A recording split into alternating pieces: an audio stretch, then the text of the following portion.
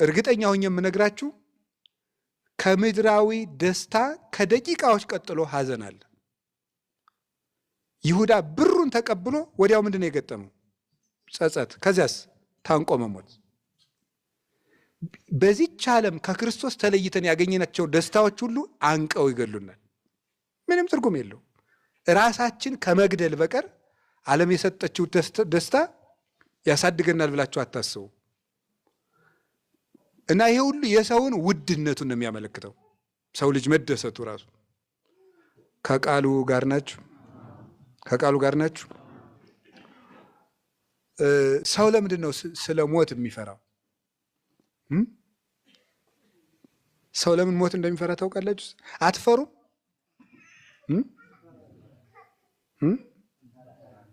እስቲ የማይፈራ ሞትን አይ ብትሉስ ማን ያምናቸዋል? ሁላችንም እንፈራለን። እውነት የምናገር ለምን እንደምንፈራው እንደ ቅዱስ ጊዮርጊስም አንድ ቀን ለትንሽ ፈርቶ ነበር። ያኳን ጀግናው መንኮራኩርን ያሸነፈው ፈርቶ እንደገና ነው የጌታዬን መስቀል እንዴት አላስብም ብሎ ወዲያው ነው፣ ግን በቅጽበት ናት ወዲያው ለቀቀችው የክርስቶስን መስቀል ሲያስብ። አቡነ ተክለ ሃይማኖት ሞትን ፈርተው ነበር። ነፍሴ ከስጋዬ ከተለየች በኋላ ስትሄድ አጋንንት እንዳያስደነግጧት ቅዱስ ሚካኤል ላክልኝ ብለውታል ጌታን። ታዲያ ለምንድን ነው ሞትን የምንፈራው? ለምን ይመስላችኋል? መቼም ሞት የሚፈራ እንስሳ የለም ወይም ሌላ ነገር የለም። ሞት የሚፈራ ብቸኛው የሰው ልጅ ነው። ለምን ይፈራል የሰው ልጅ? የዘላለም ሕይወት ስላለው ነው።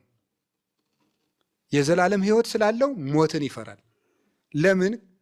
ከሞት በኋላ ሕይወት እንዳለ መጽሐፍ ቅዱስ ባይማር እንኳን ነፍሱ ትነግረዋለች።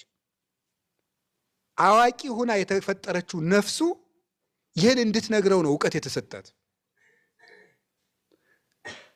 ክብራ ለነፍስ አእምሮ ይላል ማር ይስሐቅ አንቀጽ 27 ላይ ሲናገር፣ የአዋቂት ነፍስ ክብሯ እውቀት ነው። የሰው ልጅ ሰውነቱ የሰውነት ክብሩ እውቀቱ ነው። ለነፍስ አዋቂነት የተሰጣት ደግሞ የእግዚአብሔርን ፍርድ እንድታውቅ ነው። አሁን አንድ ሰው መጽሐፍ ቅዱስን አላምንም እግዚአብሔርን አላምንም ቢል የምታስረዱት አሁን የዘረዘርኩላችሁ ነገሮች ናቸው።